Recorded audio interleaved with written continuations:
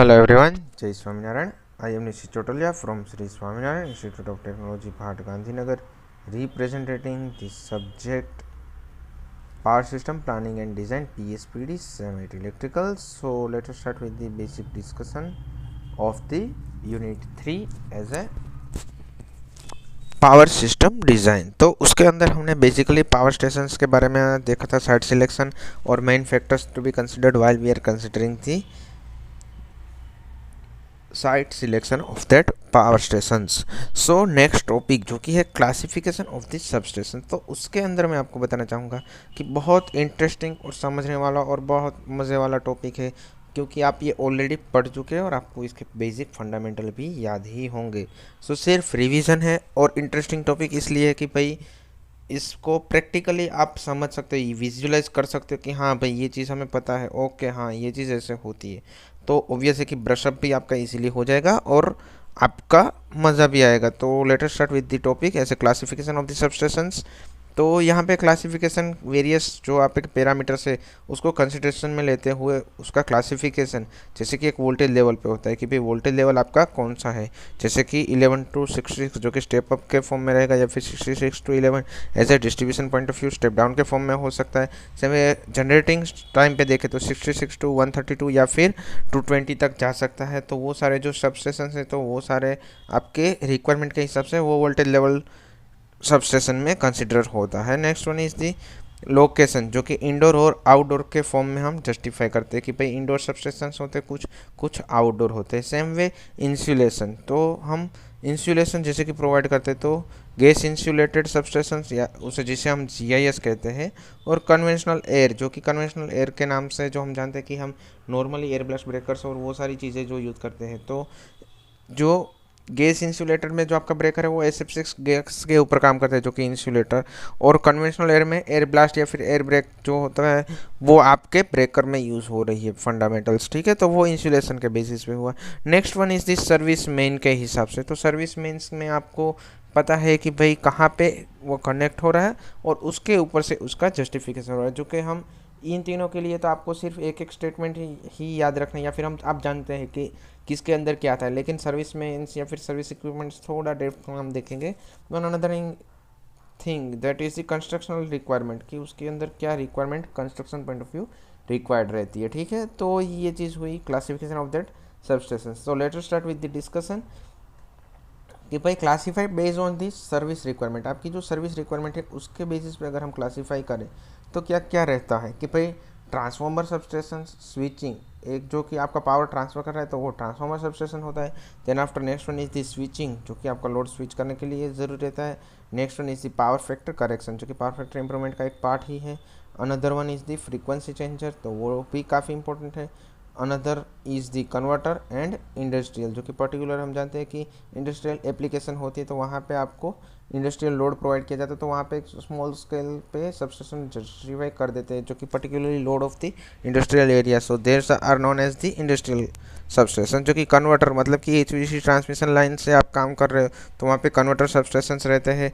One another thing कि frequency changer, जो कि आपको पता है कि कहीं पे फ्रीक्वेंसी डाउन हो रहे हैं तो उसको फ्रीक्वेंसी मेंटेन करने के लिए या फिर पावर फैक्टर इंप्रूव करने के लिए, जो दोनों हैं वो आपके पावर को इम्प्रूव करने के लिए आपका यूज़ करने वाले सबस्टेशन है, जो कि power factor improvement and frequency changer. Clear, one is the. तो ये सारे सर्विस रिक्वायरमेंट आपकी जो है उसके ऊपर से कैसे जस्टिफाई करते हैं, तो ये सारी चीज़ें उसके बारे में हुई, ठीक है। नाउ नेक्स्ट वन जो हम देखें तो ट्रांसफॉर्मर सबस्टेशन की अगर मैं बात करूं कि ट्रांसफॉर्मर सबस्टेशन है तो उसके कैसे कैसे टाइप हो सकते हैं। जैसे कि ट्रांसफॉर्मर सबस्टेशन है तो क्या होता है कि भाई ट्रांसफॉर्मर मतलब कि आप कहाँ पे कनेक्ट कर रहे हो, जैसे कि प्राइमरी और सेकेंडरी। तो ऑब्वियस है कि ग्रिड, जो कि जनरेटिंग पॉइंट ऑफ व्यू से देखे तो ग्रिड के साथ कनेक्ट होगा, तो ग्रिड और प्राइमरी और सेकेंडरी ट्रांसमिशन सिस्टम के साथ कनेक्टेड है। सेम वे डिस्ट्रीब्यूशन साइड देखे जो कि आपके लोड के साइड कनेक्ट रहता है तो वो भी प्राइमरी और सेकेंडरी रहता है। तो ये सारे चारों के बारे में तो आपको पता है कि primary and secondary for the generating side और ग्रिड साइड और डिस्ट्रीब्यूशन साइड, बट और load side even we can say that. But in terms of bulk power industrial load it is also there, जो कि अभी मैंने बताया कि industrial load के लिए जो कि बल्क पावर वहाँ पे रिक्वायर्ड होता है, और पर्टिकुलरली उसी के लिए एक आपको सबस्टेशन प्रोवाइड करते हैं जो कि बल्क सप्लाई इंडस्ट्रियल लोड के नाम से जाना जाता है। ठीक है, ओके। तो यहाँ पे ट्रांसफॉर्मर सबस्टेशन के बारे में बेसिक फंडामेंटल आपको पता चल गया होगा। वन अनदर थिंग कि constructional feature based on it's classification, तो हमने देखा कि ट्रांसमिशन पॉइंट ऑफ व्यू क्या था, तो वो सारे अभी हमने डिस्कस किए। Same way distribution point of view जो कि बल्क पावर ट्रांसमिशन भी उसके अंदर ही इंक्लूड कर सकते हैं। जो कि यहाँ पे कंस्ट्रक्शनल फीचर के पॉइंट ऑफ व्यू देखें कि उसका कंस्ट्रक्शन कैसे रहेगा, तो उसी के हिसाब से भी आपका क्लासिफिकेशन हो सकता है। तो वो कैसे होता है, तो ऑब्वियस है कि स्टेप अप और स्टेप डाउन, जो कि प्राइमरी और सेकेंडरी, जो कि स्टेप अप और स्टेप डाउन के फॉर्म में हम जानते ही है। सेम में प्राइमरी स्टेप अप और सेकेंडरी स्टेप डाउन। ठीक है, तो ये स्टेप अप और स्टेप डाउन दोनों को प्राइमरी और सेकेंडरी के फॉर्म में कैसे जस्टिफाई कर सकते हैं वो हमने देखा। Same way distribution point of view जो कि इंडस्ट्रियल या फिर ऐसे लोड के लिए जो कि बल्क सप्लाई सिस्टम के लिए है। Same way next one is the mining purpose application है, तो वहाँ पे माइनिंग एसेस या फिर मोबाइल एसेस सबस्टेशंस की बात करें तो मोबाइल ऑब्वियस है कि भाई वहाँ पे मोबाइल सबस्टेशंस भी होते हैं। सेम वे इंडोर और आउटडोर जो कि वो भी एक कंस्ट्रक्शन पॉइंट ऑफ व्यू से हम डिस्ट्रीब्यूट कर सकते हैं। और अंडरग्राउंड भी हम बोल सकते हैं, पोल माउंटेड और अंडरग्राउंड, तो वो दोनों की भी एक पेयर बन जाती है कि अंडरग्राउंड सबस्टेशन कैसे रहते हैं या फिर पोल माउंटेड कैसे रहते हैं। ठीक है, तो ये बेसिक हुआ construction feature based on the classifications. ठीक है, okay. Next one is the equipment that are used into the substation. But before that मैं अगर आपको बताऊँ तो आपका पूरा क्वेश्चन कैसे रहेगा 7 मार्क के लिए कि classify the substations based on various parameter, उसे एक्सप्लेन करो। तो आपको ये सारे पैरामीटर जो अभी हमने डिस्कस किए कि classification based on these types, ठीक है, तो ये सारी टाइप आपको उसमें एक्सप्लेन करनी है। उसके बाद आपको सर्विस रिक्वायरमेंट आपकी क्या रहती है वो बताना है कि भाई हाँ हमारी सर्विस में रिक्वायरमेंट ये है, तो उसके हिसाब से हम कैसे कैसे जस्टिफाई कर सकते हैं, और उसके पर्टिकुलर टाइप को भी एलोबरेट करना है क्योंकि ये पूरा 7 मार्क का क्वेश्चन है।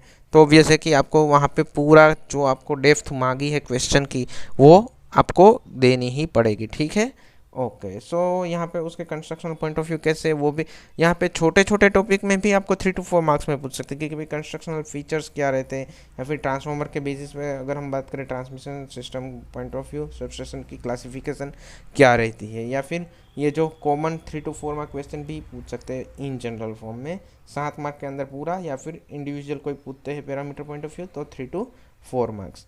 नाउ वन अनदर थिंग जो कि 3 to 4 mark question that is equipment used in the substations, but they can ask this question as a 7 mark की explain that equipment use in substation के बदले directly substation पूरा भी पूछ सकते हैं। तो उसके अंदर आपको ये सारी चीज़ें देखनी पड़ेगी कि भाई कौन कौन से इक्विपमेंट होते हैं और उसका क्या रोल रहता है, जो कि हम ऑलरेडी पावर सिस्टम EPS 1 और 2 के अंदर भी ये चीज़ें पढ़ ही चुके। तो यहाँ पे डेप्थ में जानने की ज़रूरत नहीं है, लेकिन हाँ फंडामेंटल जानना बहुत ज़रूरी हो जाता है, जो कि है फ्यूज़ जो कि बेसिक आपका प्रोटेक्टिव स्कीम है या फिर प्रोटेक्टिव डिवाइस है। Then after bus bar, isolation switch, same way insulators, circuit breakers जो कि वेरियस टाइप उसकी क्या है वो भी हम देख चुके हैं SGP के अंदर। Same way metering and indicating instruments जो कि ये भी आप SGP के अंदर देख चुके हैं। One another thing is the transformers जैसे कि step up and step down. Next one is CTPT, current transformer and potential transformers. Next one is the lightning arresters LA, जो कि उसका रोल क्या रहता है। तो यहाँ पे जो भी मैं आपको नाम या फिर नोमेनक्लेचर या फिर आपको इक्विपमेंट्स बता रहा हूँ तो उसका रोल क्या है वो आपको आना ज़रूरी है, जो कि आप SGP में और EPS 1-2 में कहीं ना कहीं पे ये पैरामीटर्स या फिर ये थिंग्स पढ़ चुके हैं। सो दैट मैं यहाँ पे वही चीज़ें रिपीट नहीं करवा रहा हूँ। One another is the wires release जो कि प्रोटेक्टिव स्कीम में ही यूज़ होता है। सेम वे केबल जो कि ट्रांसमिशन सिस्टम के लिए claim to be connected while connecting the conductors or the cables. Then after battery for the backup storage or storage for the our substations and switch board जो कि line diagram और ये सारा उसका पूरा switching connections कैसे रहता है वो और यूपीएस यूनिफाइड पावर सिस्टम्स या फिर पावर फ्लो सिस्टम। तो ये सारी चीज़ें रहती हैं आपके सबस्टेशन के अंदर, जो कि आप सबस्टेशन की विजिट कहीं पे करे होंगे या फिर आपने देखा होगा, तो आपको यहाँ पे इसके बारे में काफ़ी डेप्थ में पता भी होगा ही कि हाँ सर ये चीज़ तो हमने अच्छे से देखी है। तो इसके लिए आपको कुछ ज़्यादा देखने की ज़रूरत नहीं है। बट ये 3 to 4 या फिर 7 में क्वेश्चन है कि भाई सबस्टेशन के अंदर कौन कौन से इक्विपमेंट्स यूज़ होते हैं, वो आपको पता होना ज़रूरी बन जाता है। तो अगर आप वहाँ पे ये चीज़ें अच्छे से देख लेते हो तो आपका काम काफ़ी स्मूथ और इजी हो जाएगा। और ये जानते भी है कि हमने ऑलरेडी ये देख लिया, तो कुछ ज़्यादा टाइम वेस्ट नहीं करे हैं, लेकिन हमने सिर्फ रिवीजन के बेसिस पे ये टॉपिक्स को डिस्कस किया है। ठीक है, तो ये जो सबस्टेशन का पूरा टॉपिक है 3 to 4 मार्क, इवन 7 मार्क के लिए मोस्ट IMP है, क्योंकि 7 मार्क के लिए आपको क्लासिफिकेशन ऑफ सबस्टेशन पूरा पूछ सकते हैं। सेम पे equipments use in the substation, वो भी काफ़ी बार पूछा गया हुआ क्वेश्चन है। तो एग्जाम पॉइंट ऑफ व्यू अच्छा टॉपिक है। और यहाँ पे वन अनदर थिंग, अगर आपकी एग्ज़ाम MCQ बेस्ड होती है तो वहाँ पर भी आपको ये हर एक इक्विपमेंट का क्या रोल है, तो उसके बेसिस पे शॉर्ट क्वेश्चन या फिर MCQs पूछे जा सकते हैं। तो आप उसके लिए भी थोड़े कुछ प्रिपेयर रहे, ताकि आपको पता चले कि हाँ सर ये थियरी तो हमने पढ़ी है, उसका विजुअलाइजेशन किया है, लेकिन उसके बेसिस पे MCQ कैसे बनते हैं वो भी आपको पता है।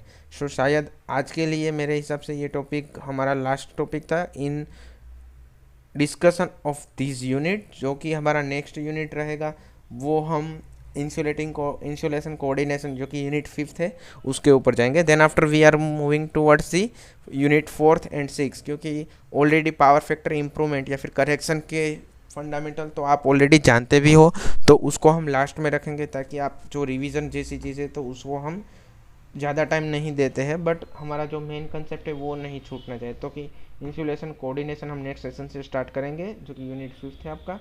तो अभी तक हमारा unit 7 first, second and third is already completed as per the GTU syllabus. Clear? तो आज के लिए इतना काफ़ी है और हमारा सेशन यहाँ पे कंप्लीट करते हैं। Till then have a nice day. Thank you. जय हिंद, जय भारत, जय स्वामीनारायण।